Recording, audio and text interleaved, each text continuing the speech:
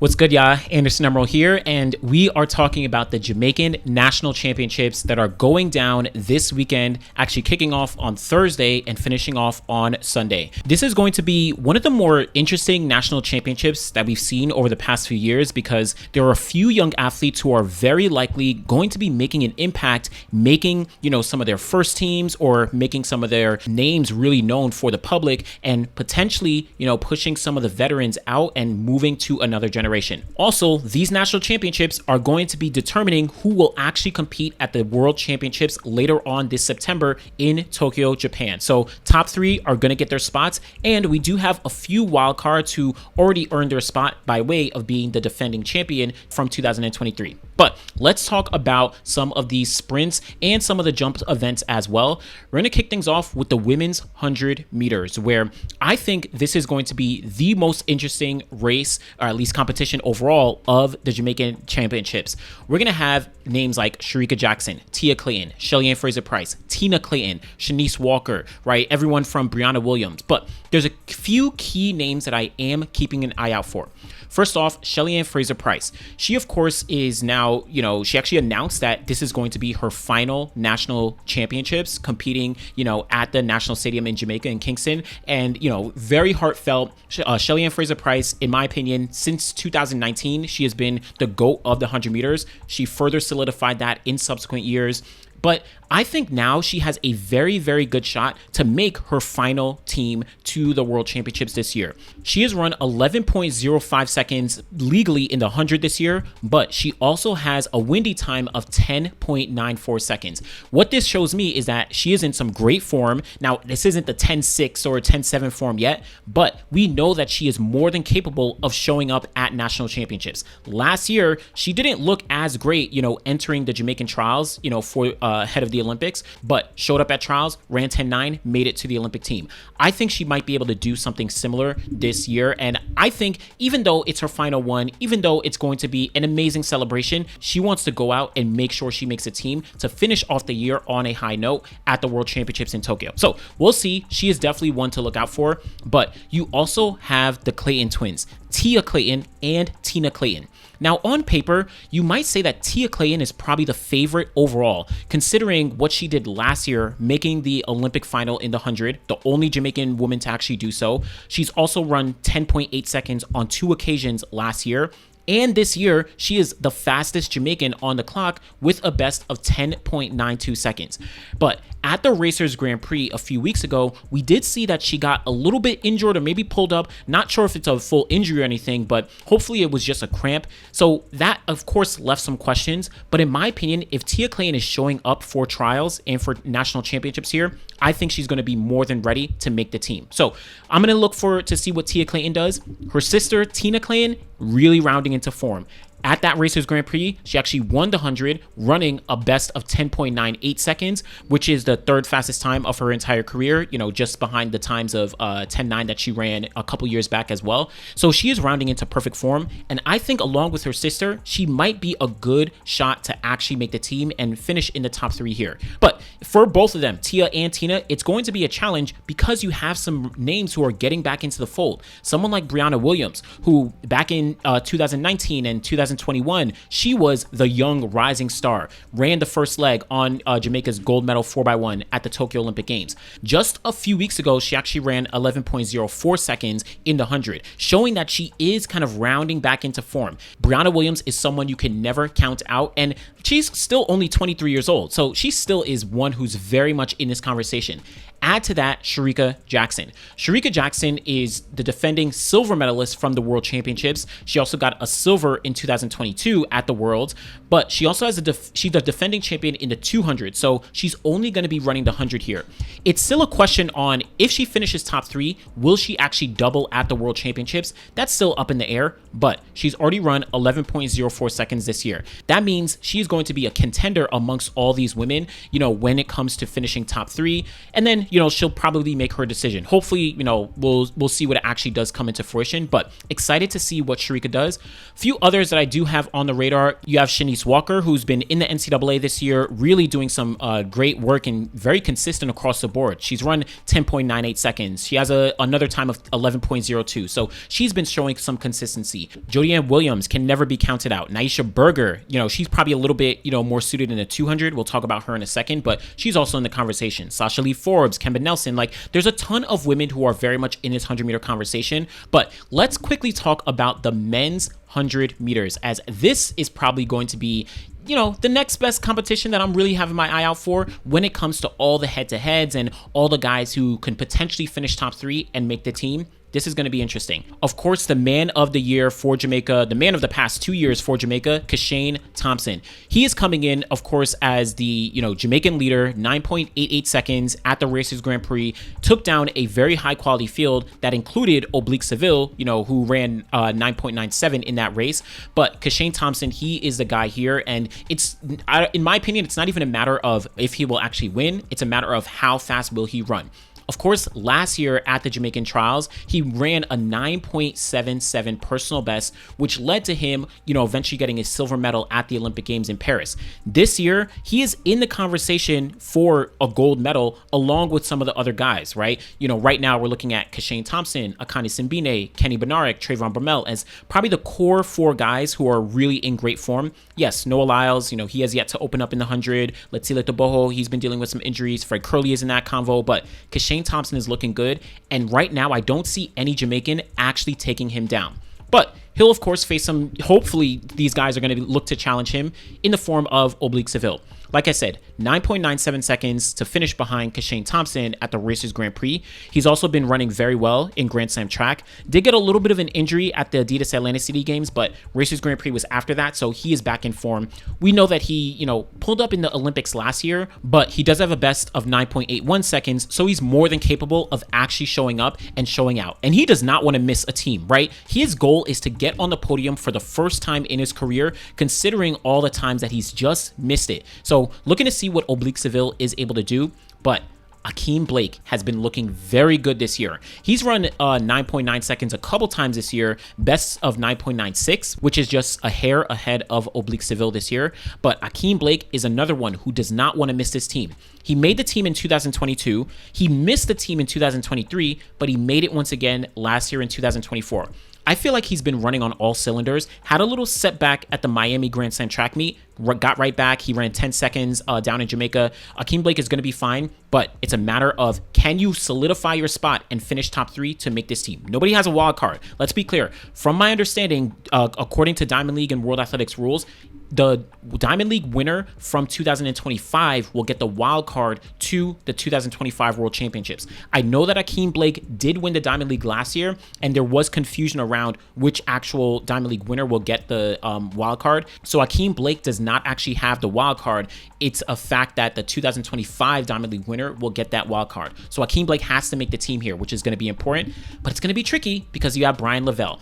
Brian Lavelle has really rose over the past, year or two, where he's become the guy to watch out for when talking about the sprints.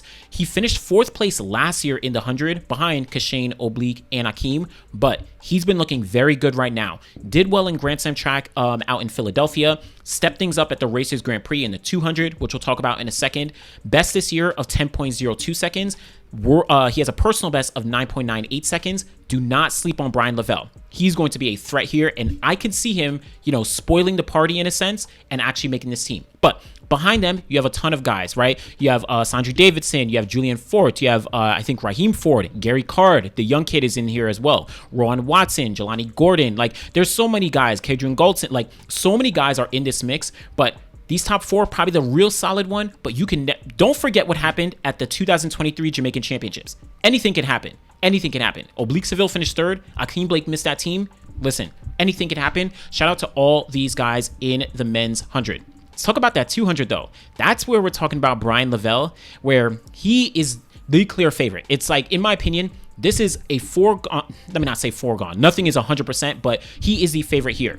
He has a legal personal best of 19.97 seconds, and this year he's legally run only 20.63. That's not indicative of his real capabilities because he ran 19.79 seconds, barely windy, plus 2.5 meters per second at the Racers Grand Prix this year. Brian Lavelle, it's just a matter of how fast can he actually go with some legal wind. That's what I'm keeping an eye out for in this men's 200. And he'll make another team here. It seems like made it to the Olympics last year, probably going to make the team this year. It's going to be exciting to see, especially coming off the 100, if he can build off that momentum going into this too.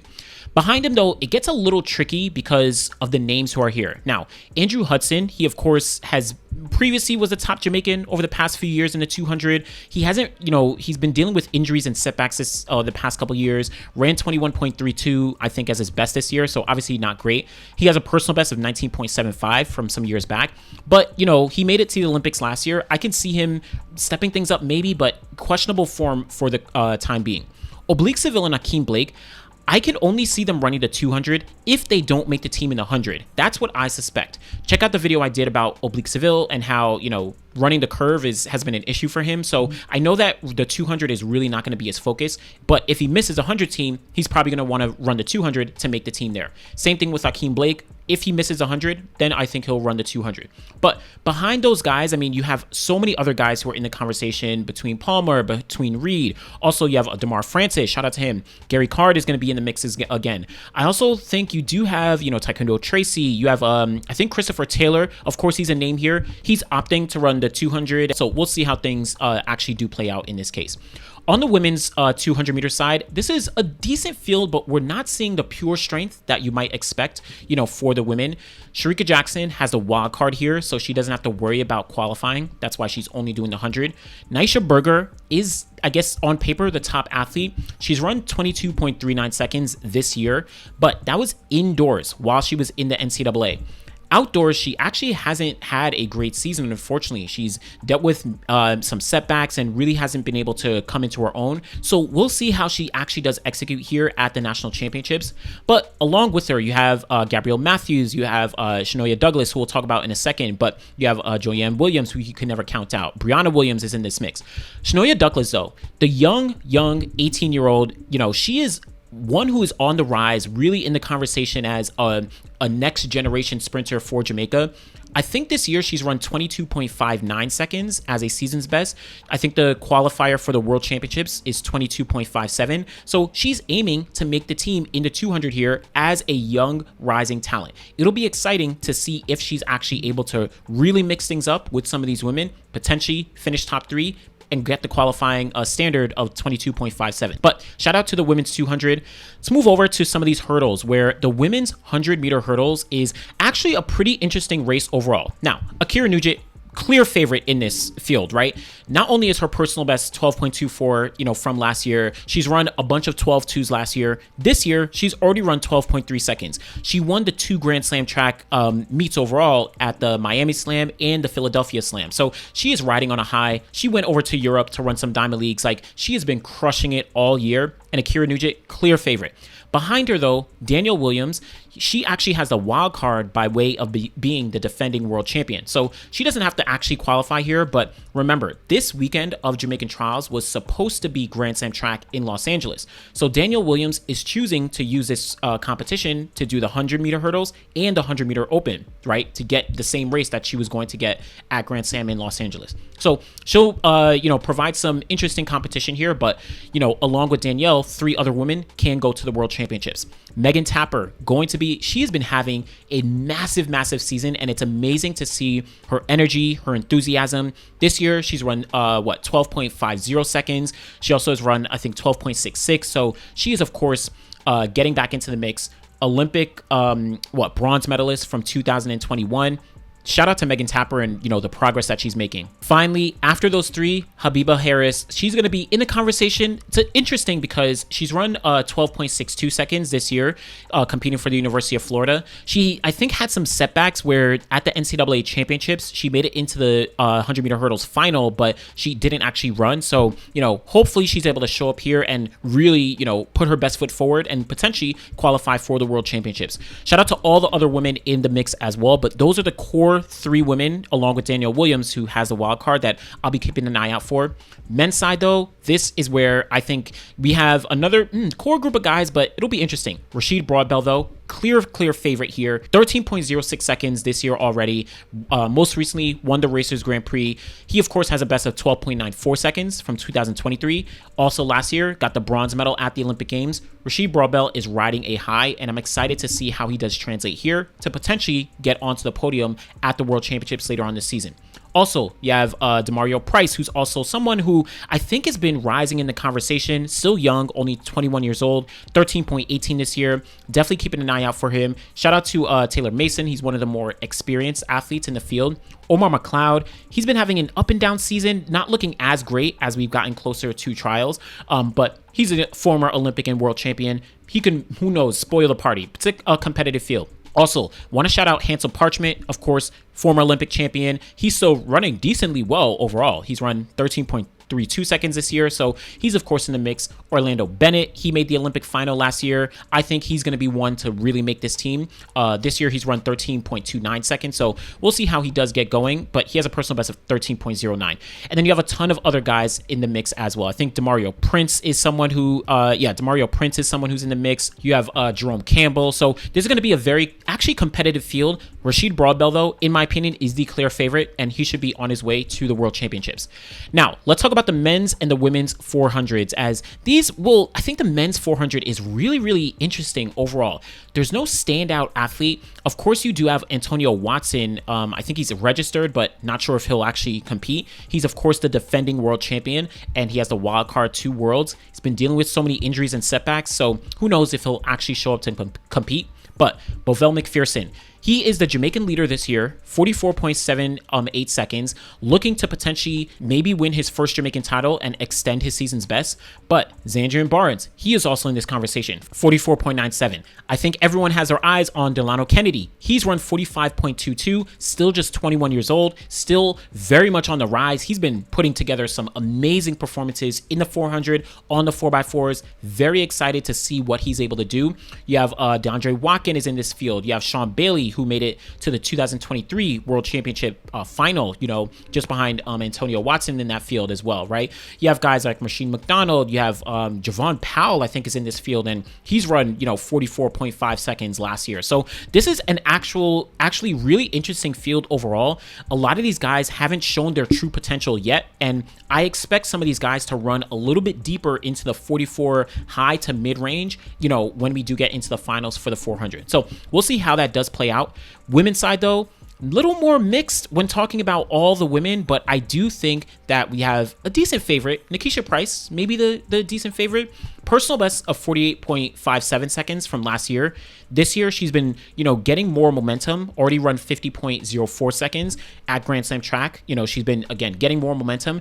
But Dejanay Oakley, University of Georgia, second place at the NCAA Championships, 49.65 seconds, makes her one of the fastest Jamaicans in history. She is one you do not want to sleep on. But you also have Shelly-Ann Williams. She's been gaining momentum. Personal best of 50 seconds flat, but she's run 50.37 seconds as a season's best this year. So also in that conversation, but she Queen of Fort. I think she's probably the last one who I'm really looking at. 50.95 seconds this year. All 4 of these women have broken the 51-second barrier, so those are who I really have my eye on, but we'll see how that actually does play out. Now, let's finish off with the 400-meter hurdles on the men's and the women's side. Women's hurdles, 4 athletes that I have an eye out for: Rochelle Clayton, Cheyenne Solomon, Geneve Russell, Anjanette Knight. Anjanette Knight, in my opinion, is a favorite in this field because of the consistency that she's been showing all throughout the year. She has been dropping 53 seconds multiple times throughout the year. She's been doing very well at Grand Slam track in the 4 hurdles, and I think she is really going to almost like step up and really show herself here. Rochelle Clayton has been obviously the most experienced, Jamaican over the past couple years. And I'm talking about experience in terms of accolades, having gotten the bronze medal at the 2019 and 2023 World Championships. So she's dealt with a few setbacks in the middle of the season, but she looks to be back in form. Cheyenne Solomon is another one who's also been always in the mix. She's actually the youngest of the entire group here, of group of 4. but she's also in this convo. Geneve Russell, also like Rochelle Clayton, one of the more experienced in the field, hasn't actually run outdoors this year, but we'll see how she actually does play out. But these are the 4 that I'm definitely keeping an eye out for. Now, let's finish off men's 400-meter hurdles. This, I think, is going to be Rochon Clark holding things down for the most part. He's run 48.2 seconds this year. He did get 4th place at the World Championships in 2023, when he was still a junior athlete. He's run a best of 47.34. So excited to see how he does progress, especially coming off, he dealt with injury in Grand Slam, but picked things back up, at the Racers Grand Prix. Let's see how that does play out. Asini Wilson, Malik James King. I think those are the other 2 very much in this convo.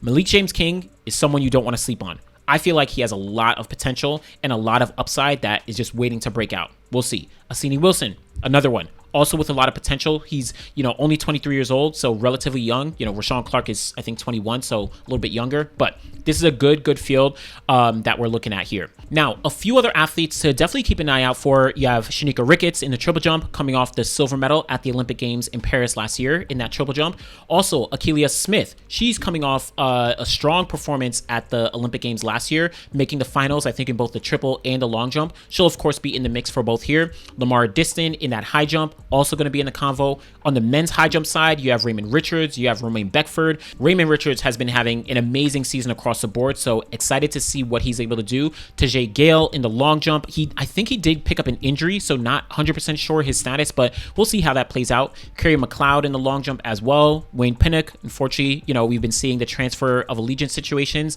Who knows if he'll actually compete, maybe, but it is what it is. Jordan Scott in the triple jump. He is the guy that I have an eye out for, who's very much going to be in this conversation. Really like his potential, winning so many Diamond Leagues so far in that triple jump. Jordan Scott is here. That is the Jamaican National Championships going down from Thursday all the way to Sunday in Kingston at the National Stadium. Let me know what you're excited to see when it comes to all the different sprints and even some of the jump events as well, and what you think are going to be some of the athletes who will make the team to the World Championships later on this September in Tokyo. Let me know what you think. Be sure to like the video. Always truly appreciate y'all. Thanks for watching.